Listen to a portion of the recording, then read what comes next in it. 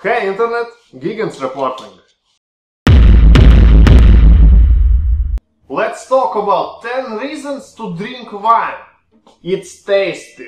There are countless sorts of wine and pretty much anybody should be able to find a wine that suits him. It's healthy. Many studies have shown some actual health benefits of drinking red wine in moderation. It's classy. Nobody will think of you being an alcoholic if you order a glass of wine instead of vodka. Wine glasses pretty much beats any other drinkware.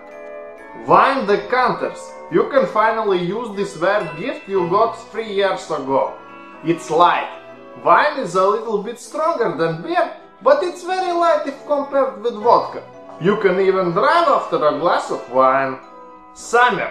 Nothing beats a cold dry wine in a hot summer. Food pairing.